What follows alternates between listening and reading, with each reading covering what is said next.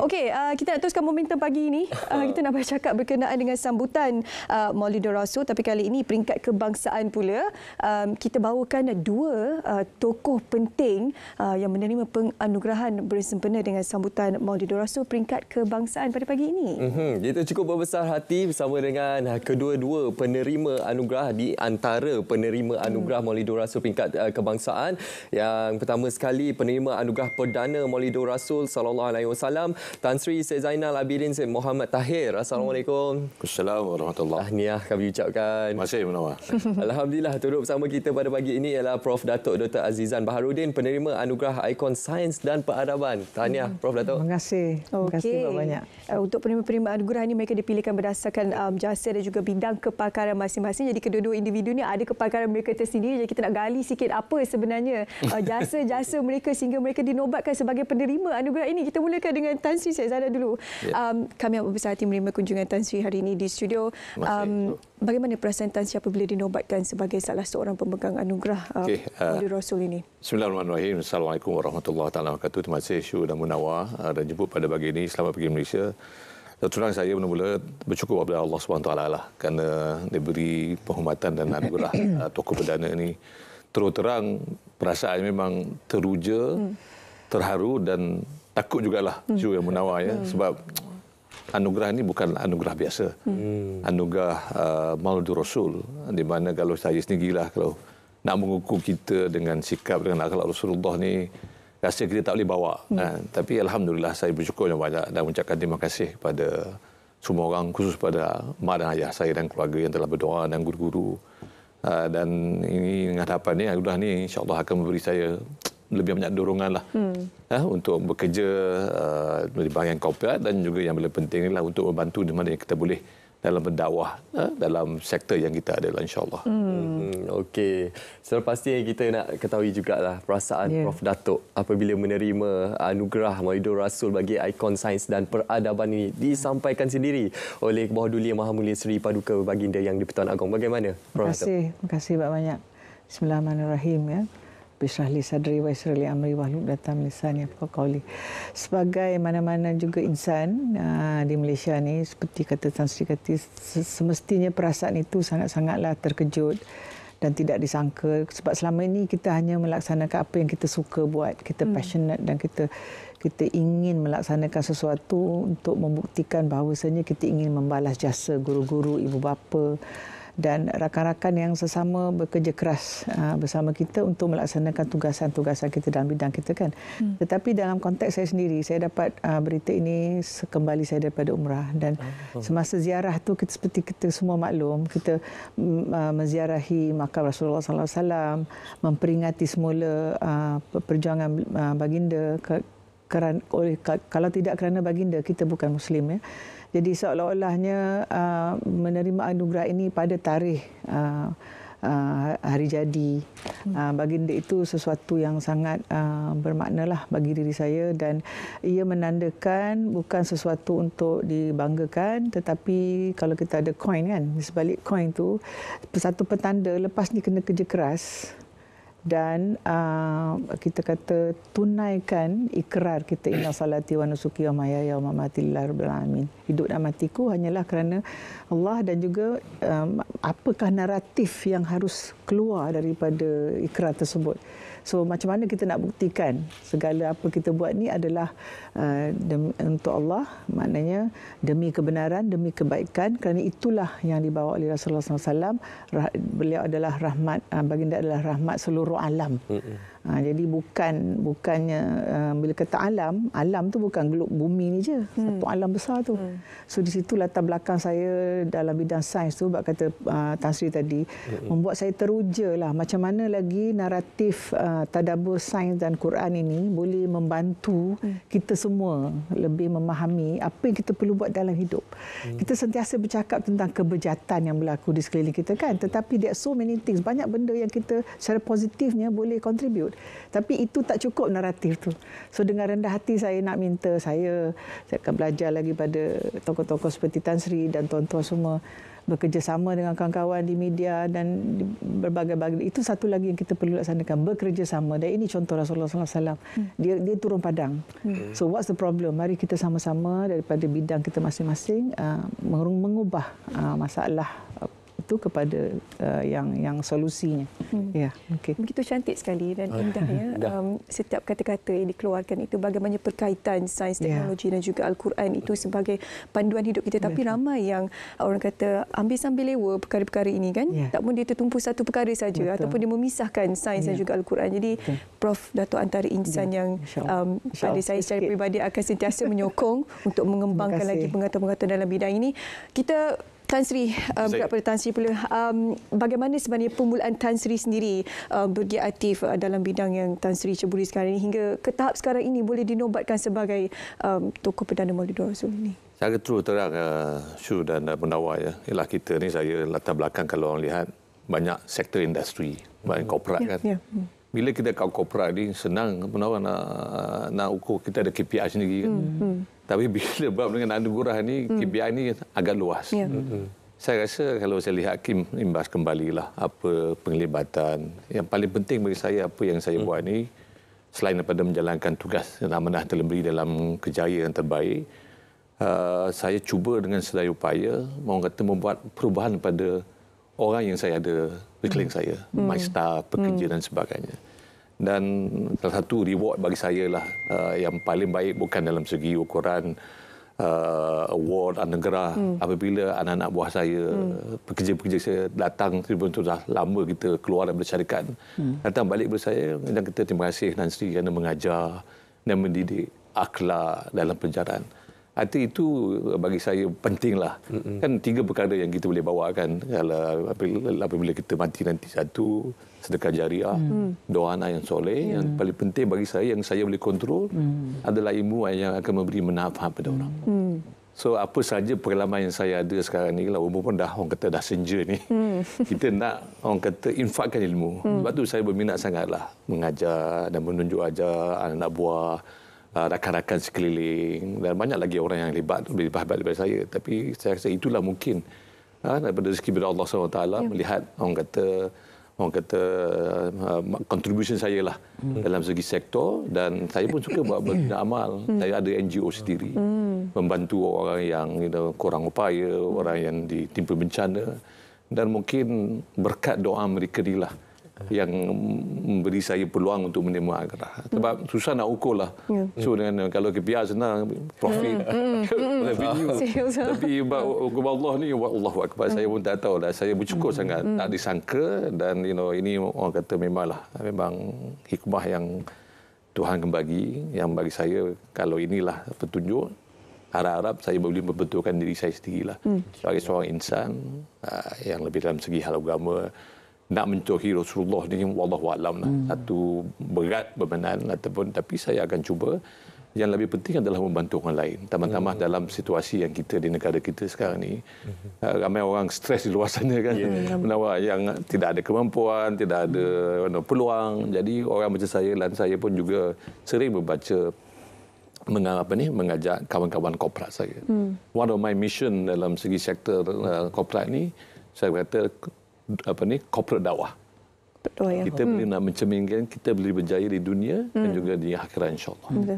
Kalau kita boleh balancekan hidup kita ni, dan dengan harapan ia akan menjadi satu contoh dan mungkin membawa kepada anak-anak muda kan, yang memerlukan idol yang khusus supaya mereka akan lebih berjaya di masa depan. Itulah bagi saya lah apa yang saya lihat. Don't look me at my corporate punya experience, tapi apa yang dibuat di luar sana. So, tapi kalau kita diberi amanah, tentu kita kena menjalankan amanah kita dengan terbaik insya-Allah. Okey, saya suka pernyataan Tan Sri tadi untuk kita berjaya bukan saja di dunia tapi juga di akhirat, dan juga bagaimana kita menggalas amanah dan juga tanggungjawab itu dengan sebaik-baiknya, dan juga melalui ilmu yang diberikan dapat memberi manfaat yang cukup besar dan berkesan kepada ummah. Dan Prof Dato' juga merupakan seorang pengarah Pusat Dialog Peradaban Universiti Malaya. Ya, saya. Itu mulanya Prof Dato'. Jadi Prof Dato' mungkin boleh kongsikan sedikit bagaimana pencapaian dan juga sumbangan Prof Datuk kepada peradaban ummah ini, khususnya sehingga dinobatkan ikon sains dan peradaban ini. Terima kasih. Saya bermula di Universiti Melaya di Pusat Dialog Peradaban, kemudian tahun 2011 saya dipinjamkan ke IKIM. Jadi saya di sana 10 tahun dan 5-6 tahun yang hujung tu saya jadi ketua pengarah di IKIM. Dan apa yang berlaku di sana ialah apa yang saya mulakan di Universiti Melaya, iaitu merapatkan dua jenis ilmu manusia, ilmu wahyu dan ilmu duniawi. Itu saya sudah mula di UM dari sudut pendidikan dan pengajaran. Bila di IKIM seolah dapat satu kesempatan yang lain, iaitu media. Jadi kita dapat berkongsi naratif-naratif saya sebutkan tadi dengan lebih meluas, dan mungkin di situ apa yang menarik perhatian kita semua ialah soal siapakah kita? Who am I? Saya datang pada mana? Lepas saya di sini, saya ke mana? Dan semasa saya di sini, saya nak buat apa? Ini soalan sejagat. Dan inilah kekuatan dialog peradaban. So kita merentas semua manusia dan kita semua adalah Bani Adam. Ya, kalau orang tu dia belum percaya kat Tuhan, dia Homo erectus, dia manusia yang berdiri tegak dan berakal.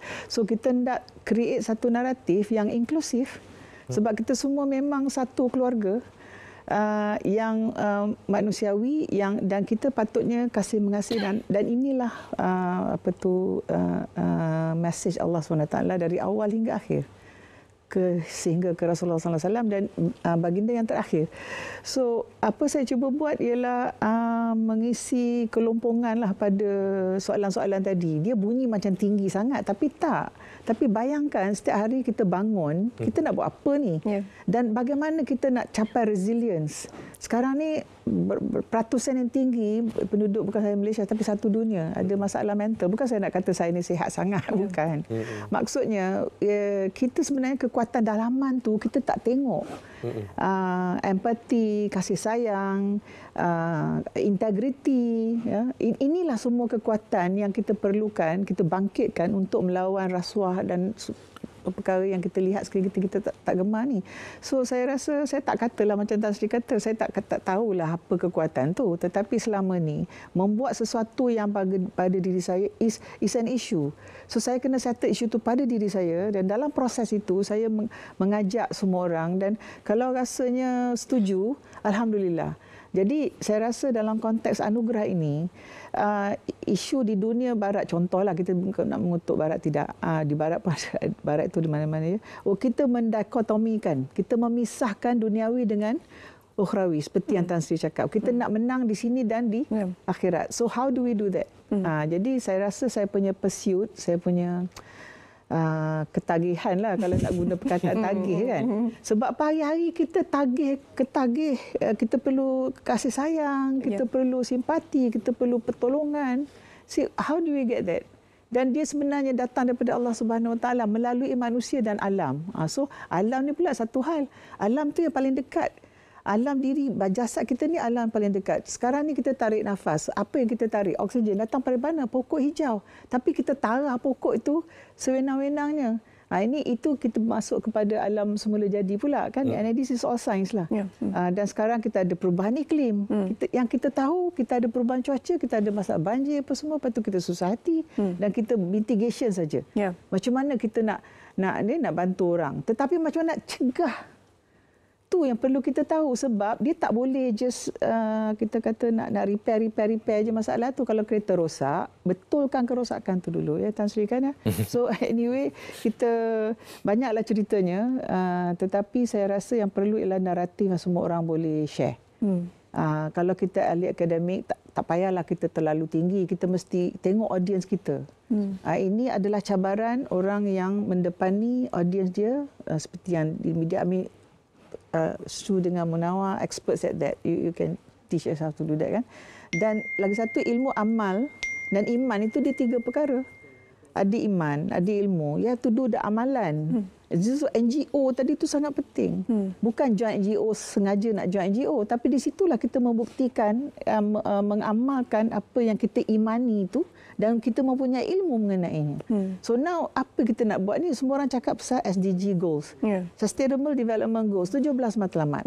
Nombor 1, zero hunger. Nombor 2, zero poverty. Dia antara dua itulah, the first two kan. Macam mana kita nak stop poverty dan hunger kalau jurang antara kaya dan miskin semakin melebar setiap hari.